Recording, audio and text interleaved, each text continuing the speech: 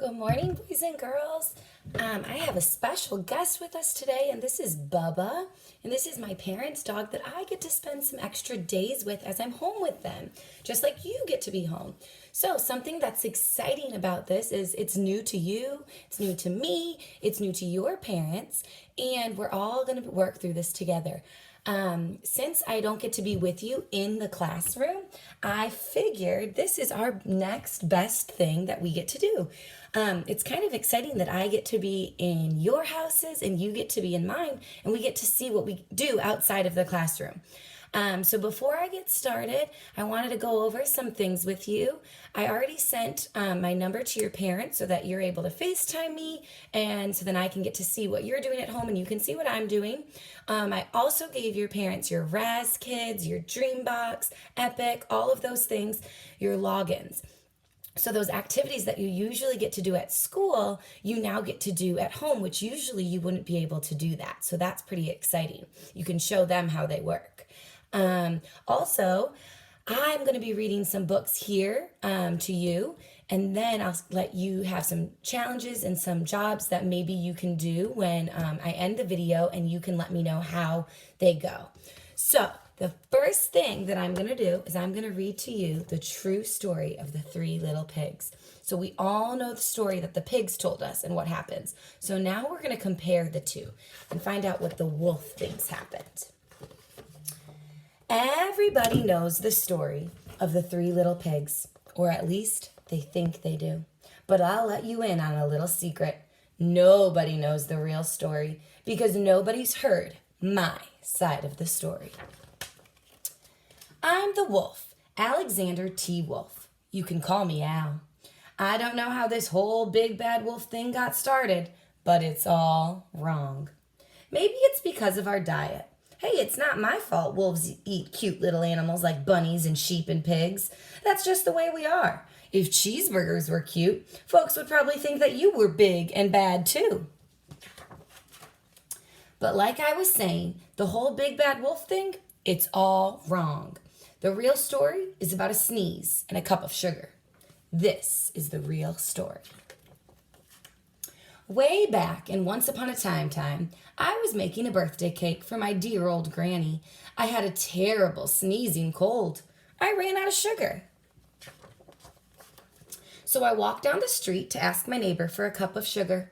Now this neighbor was a pig, and he wasn't too bright either.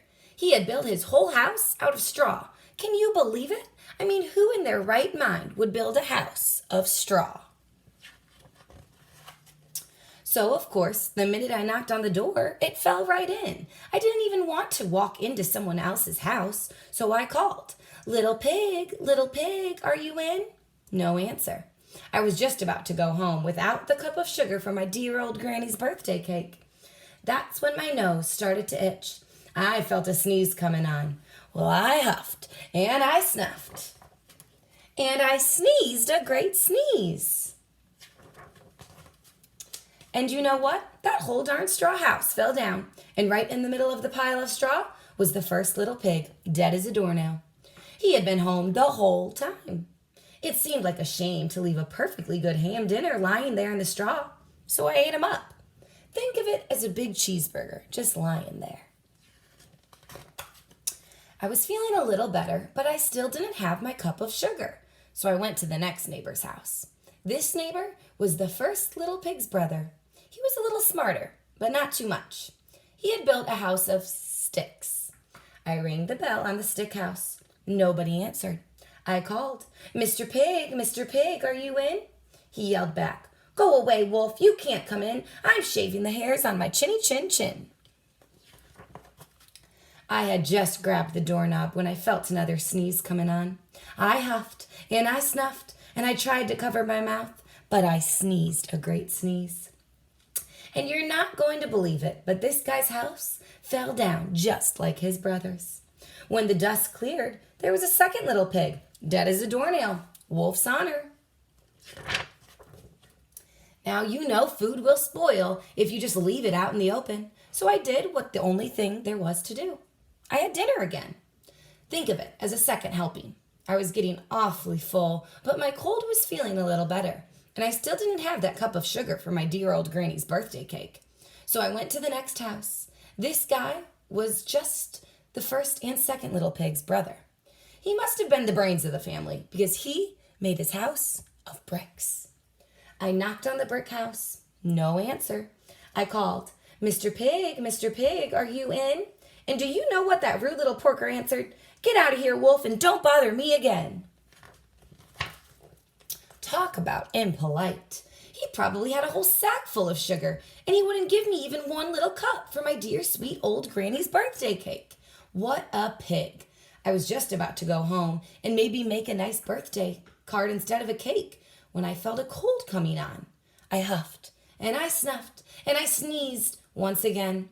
Then the third little pig yelled, and your old granny can sit on a pin. Now, I'm usually a pretty calm fellow, but when somebody talks about my granny like that, I go crazy. So when the police drove up, of course I was trying to break down the pig's door, and the whole time I was huffing and puffing and sneezing and making a scene. The rest, as they say, is history.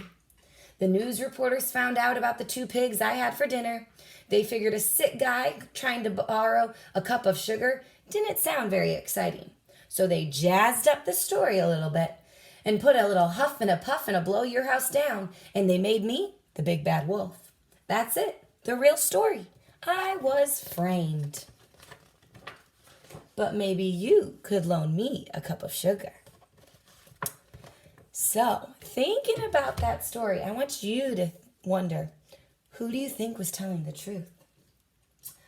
Then you can compare the wolf story and the pig story. So we've done some compare and contrast, and we know that the wolf and the pig, how they're different, and then how are they the same? So if you want to write that on a paper, and that could be some activity that you get to do today, okay? You can send it to me in a FaceTime or in an email, or if you just want to do it and share it with your family, that's perfectly fine with me. Also, if you would like to do some math today, we've been working on our plus 10, minus 10, plus 1, and minus 1, so you can choose some numbers to work on that, okay? Remember, since you're at home now, you probably have some different expectations.